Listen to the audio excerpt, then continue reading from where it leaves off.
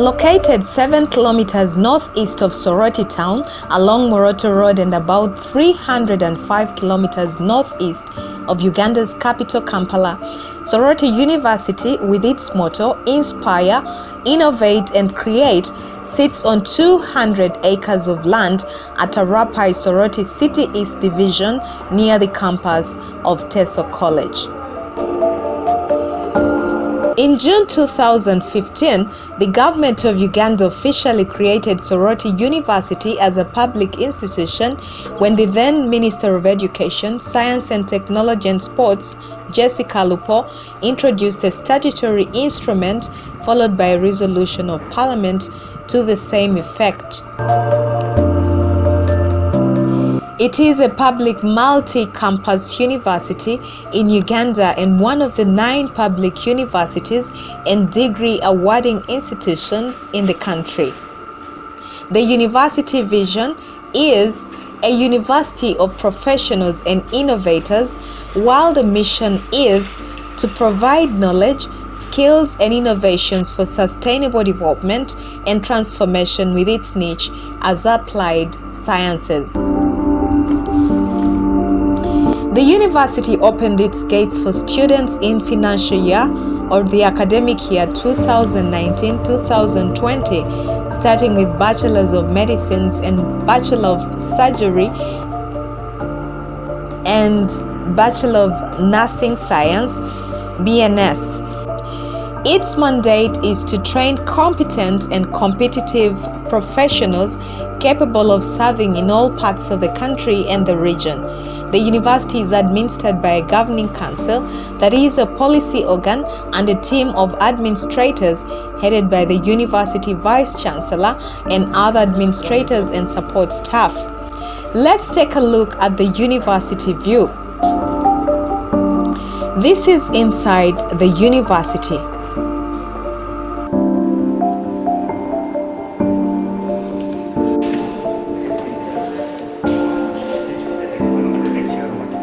At the ground floor, we have the medical center, lecture rooms, who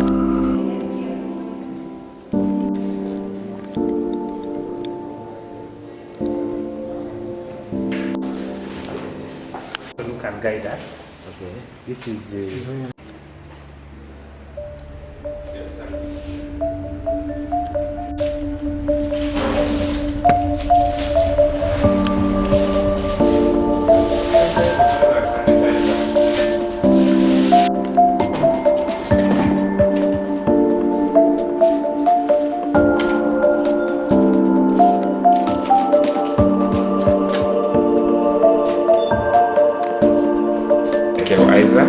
I work in the medical center of the university. Here is a general store where we keep the medicines when they come, but we dispense it on the other side. So we treat both the students, we also manage the staff, and a few relatives selected that are documented in the HR. So we do the clinical work, we do the treatment, and we do minor labs. Basically, that's what we do here.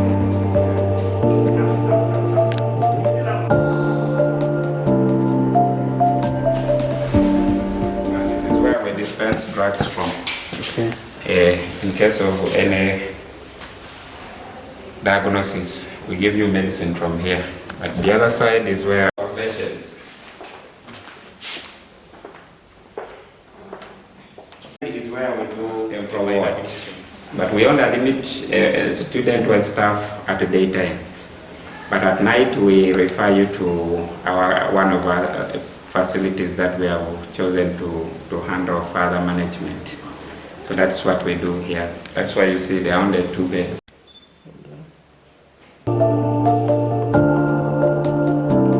Every student that comes here has a file. That's why you're seeing these different colors. Yellow is for the nurses, blue is for those ones who are doing medicines, then the green for medicine, then the blue is for the engineering students. So that is how we have categorized so that we are easily retrieving the information that we want.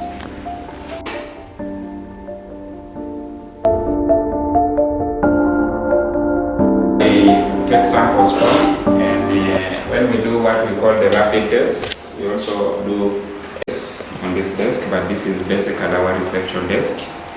Then samples are taken the other side. Examination is also done on the other extreme.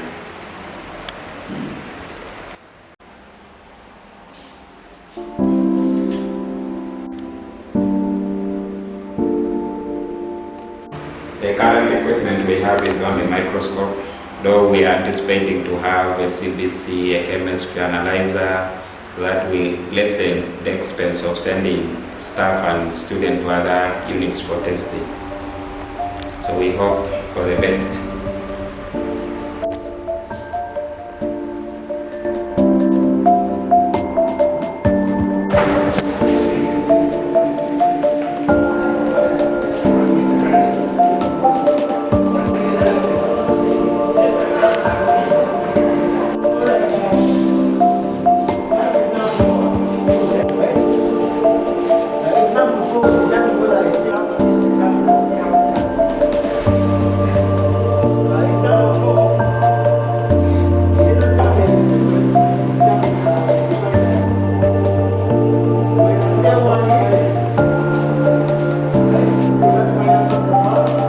Good evening, ladies and gentlemen.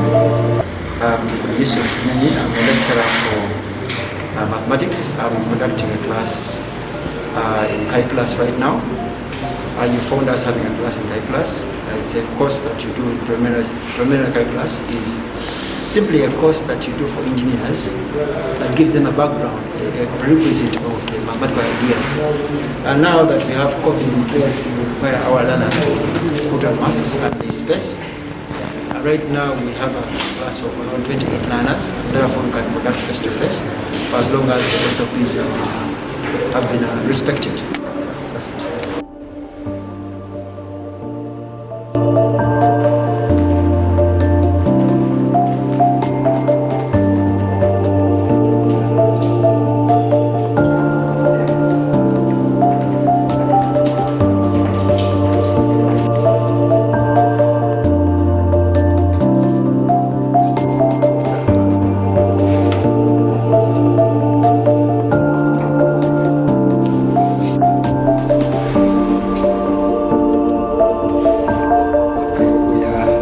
Electronics lab, which is used by the engineering students. And what we have here is a basic setup. We call it a workstation. And in this workstation, we have several instruments here which are used for seeing different things which appear in circuits, like this one I have here. These are basically instruments which provide supply. This is a DC supply which provides 3 different channels of DC supply voltages. We have here a multimeter which does several types of measurements. It can measure AC, DC voltages, as well as temperature and also capacitances. It can also do a little bit of data logging. And then we have here a general purpose breadboard, which is used by students to build circuits, digital circuits, and provide circuits, different stimulus or signals to the circuit boards. And the instruments are used for measuring various signals which come from their circuits. And here we have a spectrum analyzer. A spectrum analyzer basically examines the signal that you bring in and splits it into different frequency components. As at the moment, we just have noise signals here which are picked up from the air. Most of these are our Wi-Fi signals and so on, which are around the area. And also it can also pick radio signals. It won't be able to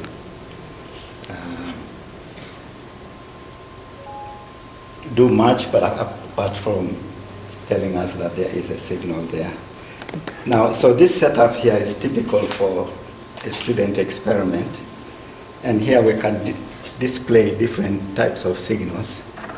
We have analog signal, for example, which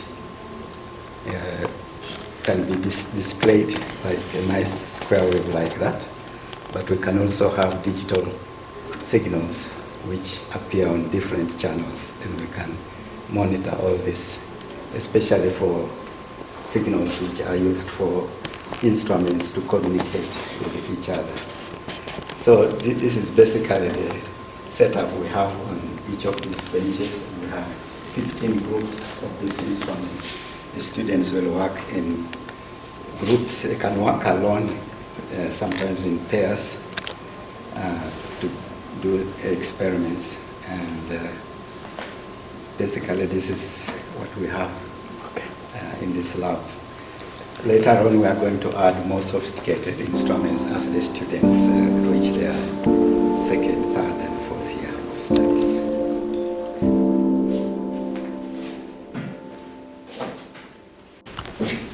Okay, this is it's a board which is interactive, so we can use it also for illustrating things. For example, if I want to say, all right, this is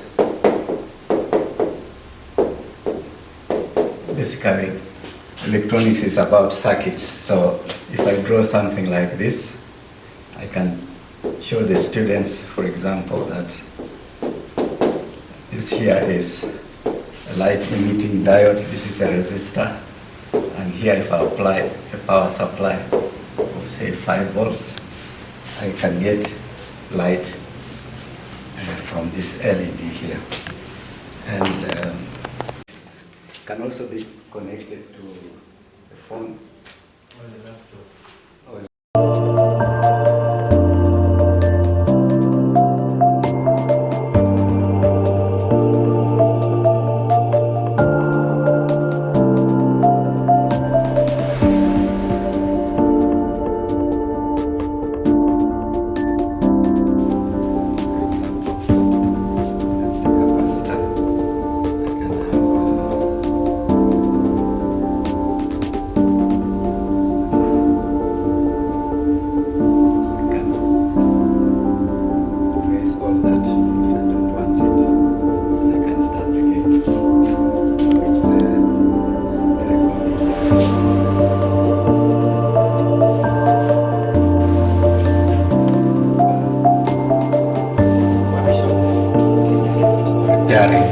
Different types of boards.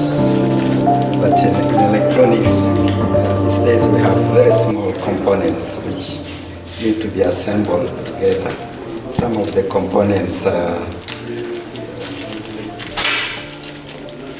very small. For example, there are 5 components in this very small component. And the students need to be able to handle these small devices to make circuits. So we have here basic tools which can be used for that. We have soldering iron, ways in which we can hold the circuit wall when we are soldering in here. And these components, and then solder them. We heat up these soldering irons, and these are used for applying solder to these components here so that they stick onto circuit boards like this. This is for giving them practice, hands-on practice in dealing with small electronic components. Some of these types and different sizes, also integrated circuits packages.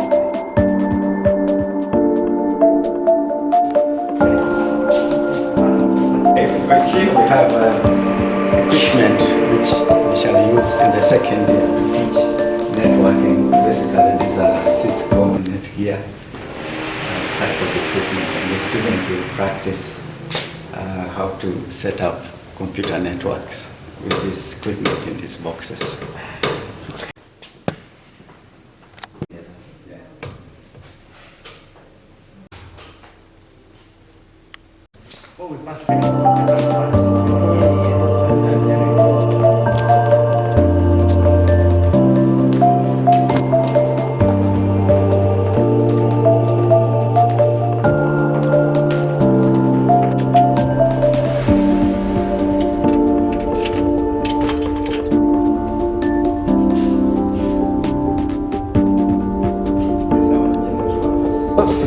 So this is our general purpose computer laboratory, where we teach students how to use various types of packages, how to write programs, how to execute programs. And we also do online assignments here. And these computers are all connected to internet. And the students just had a test this morning, so it's idle at the moment. Thank you. We have 50.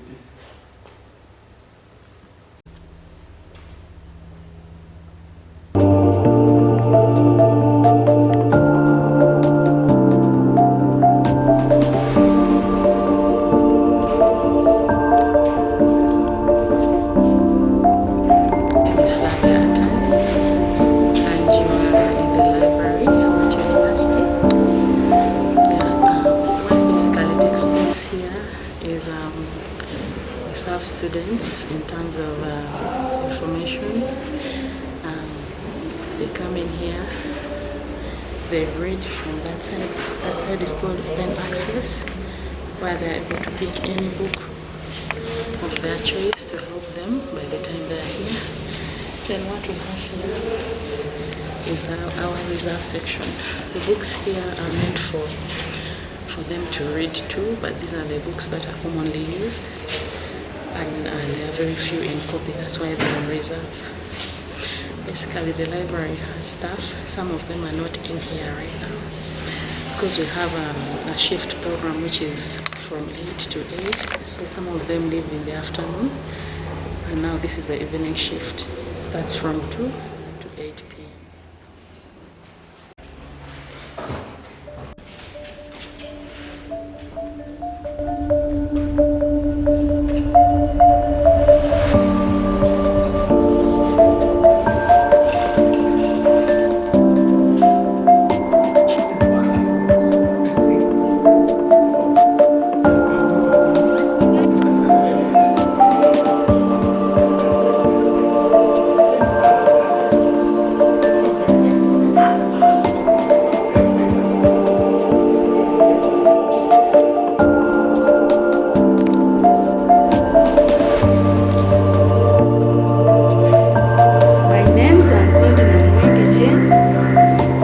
Soroti University, where we have particularly the virtual library, where we learn with computer e-learning.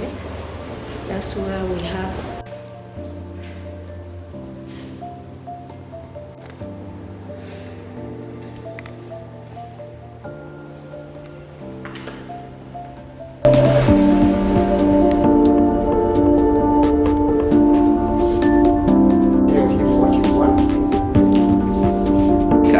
Department of Nursing, and again to be more specific to the Nursing Skills Lab. My name is Samuel Okello. I'm the Skills Lab instructor. I'm in charge of these two Skills Lab, the Nursing Skills Lab and then the Midwifery Skills Lab. Maybe before I take you through what we do here, I would want to first give you the background of the Skills Lab and the Skills Lab training or the clinical training. When you talk about the Skills Lab, just like the name says, I would think it is where skills are manufactured. So, and skills in this case basically are the skills which our students at the end of the day use in management of the patients in the hospital. And because we basically train, this Skills Lab, it is where we train both the medical student and the nursing students in terms of the skills. And therefore, because of that, the skills which we train our students, or the skills which we instill in our students from here, they will use it in the hospital. And because they use it in the hospital, then that is how the Skills Lab comes. So by definition, a Skills Lab is a simulated hospital in the school setting. It is a copy of the hospital, but now this time around in a school setting. So we would say a Skills Lab is a hospital in a school setting. So what we do here, just like in the hospital, we have patients. Hospitals have patients. We also have patients here. Just like in the hospital, there are wards. Even us here, we have wards. So I'm going to take you through what we do here and then what we have currently here. So we train both the nursing student and medical students in terms of skills. What you're seeing, this side is the open skills lab. Open in that students come and the instructors come here, the lecturers come here, and then we do the open demonstration from here. And I would want to start from here.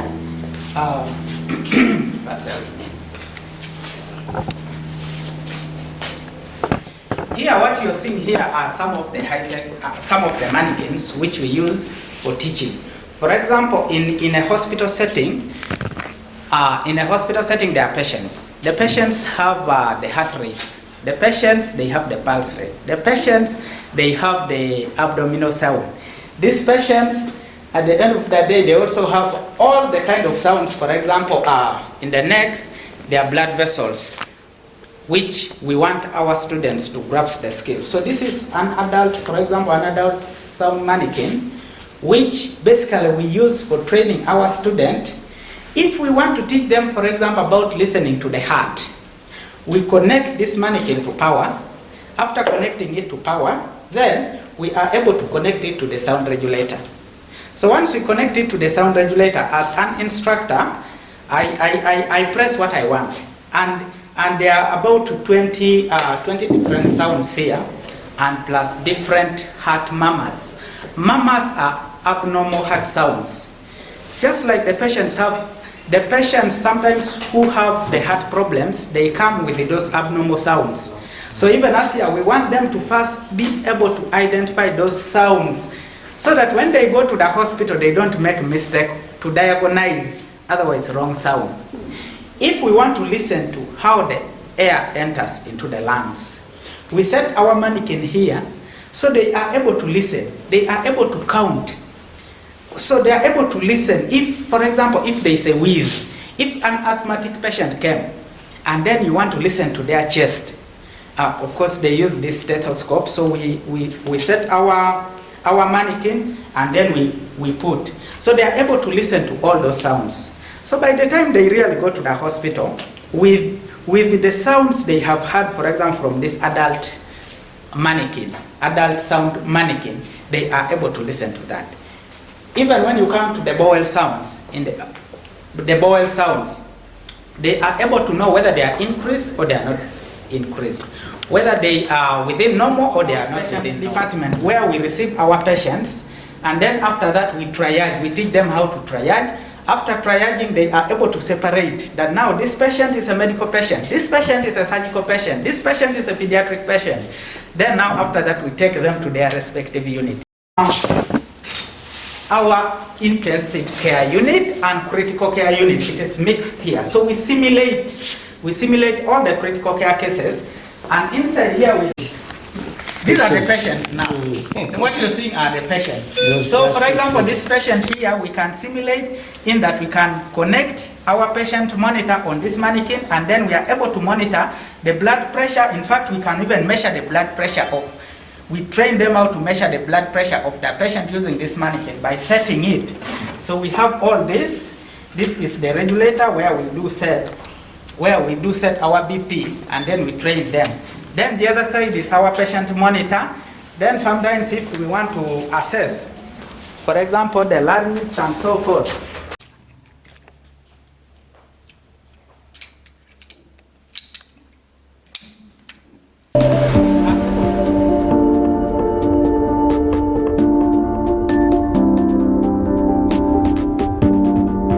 This is a pediatric unit and a neonatal unit. So what we do here, we teach our students how to care for the children, at the same time how to care for the newborns.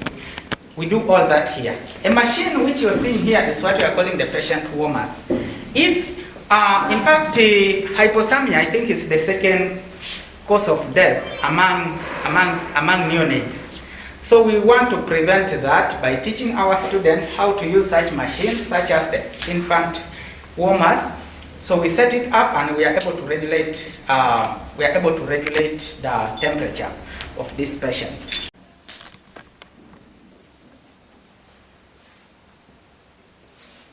Then these are some models.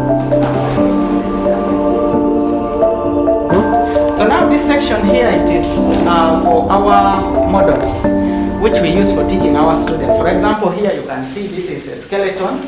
When you want to teach them the anatomy of the body, you use this. And the other side, as you go the other side, you will be able to see cadavers. The cadaver room is there, but also their skeleton, but also here we have them. And then here, when you want to teach them about the systems of the body, for example, the gastrointestinal system, you can be able to see them here. As you can see the intestines here, they are clearly indicated.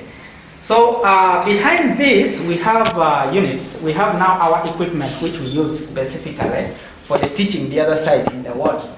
There are a lot of things. There are drugs. There are some instruments for health assessment. For example, the patella hammers. They are also there. The laryngoscope, like I told you, some of them are there.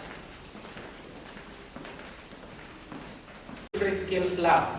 Like I told you, yeah, this is our preparation tables. As you can see, when we want to teach any procedure, we are able to prepare here. We have a lot of equipment there. We always keep on bringing them here. There are syringes, there are gloves, just like in the hospitals. Here you can see kidney dishes. You can see a lot of instruments here, which we use for all the procedures.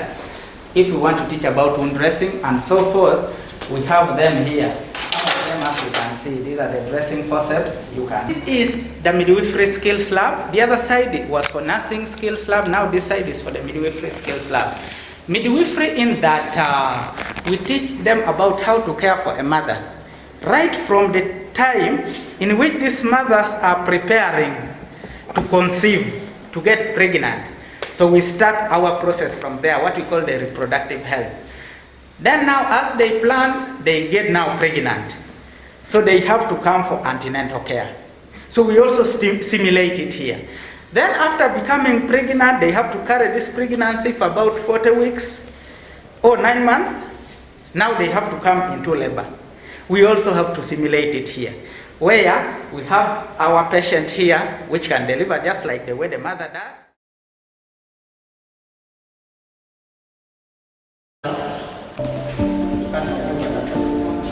Thank you.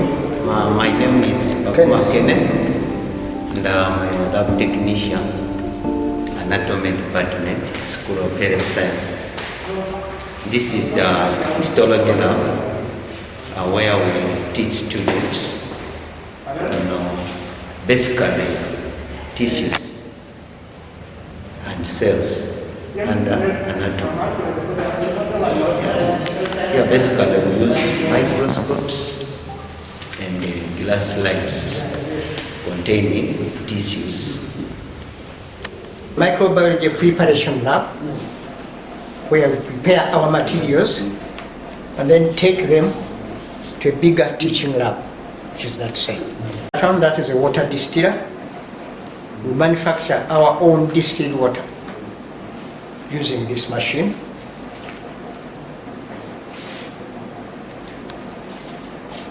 This one is a laboratory incubator, where we incubate or grow our bacteria at 37. Chalk freezer. The upper side is a refrigerator, the lower side is a freezer, which goes to -20.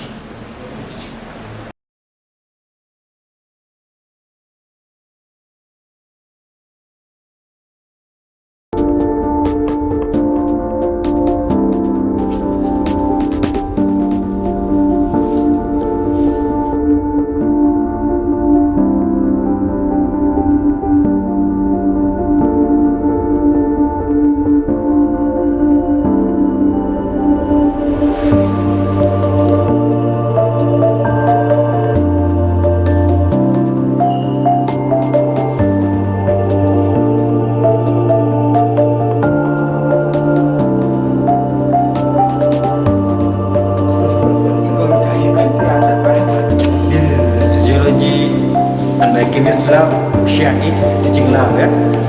Basically what happens in this lab here, we teach students practicals, physiology, at the same time also biochemistry, so we share this lab here. In this lab, we prepare the part they are supposed to do in the other room, then we bring them to do it from this lab here. So this lab has got so many equipments on it. Most of them are stored, since we cannot display them here because of theft issues.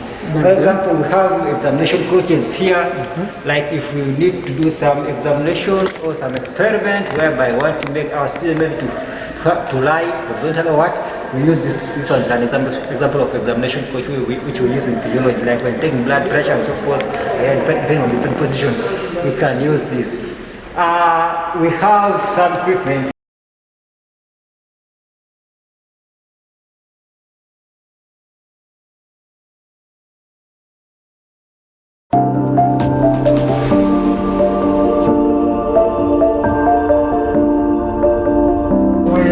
And we have equipment in here.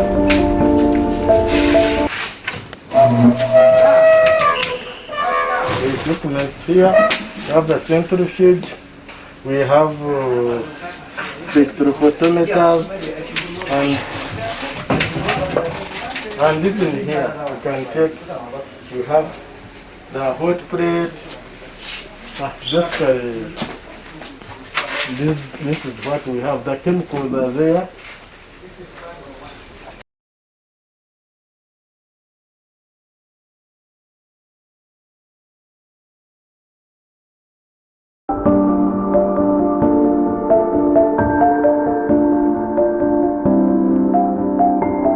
Working with the chemicals that produce fumes, like acids, like nitric acid.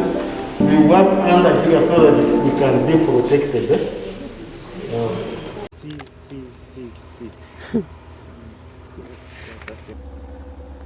And it is being supervised by UNRWA.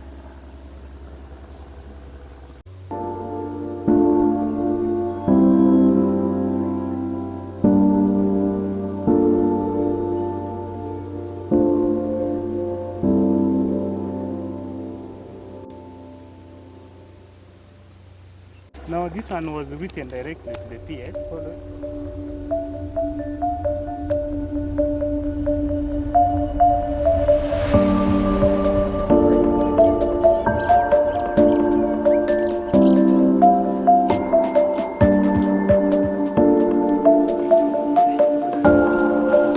Currently we have 4 ongoing projects.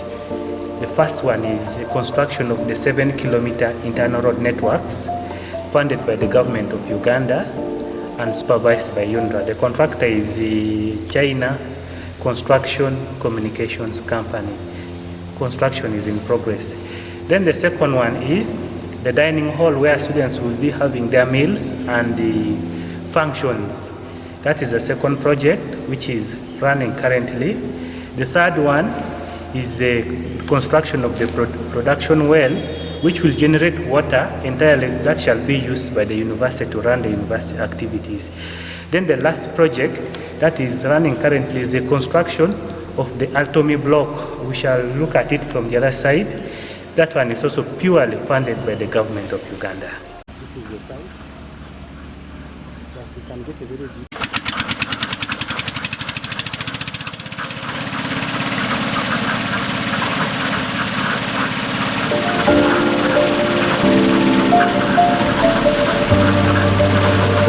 My name is Asiwe Evans, the site engineer, group engineering.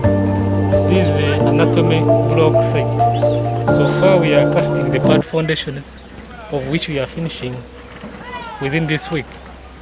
Within this month, we are targeting to finish the oversight slab casting. We anticipate that within 2 weeks from now, after finishing the pad foundation, we start the ground beams. And after ground beams, we go to backfilling. After backfilling, we cast the oversight slab, of which we anticipate to finish within this month. So by end of June, we anticipate to finish.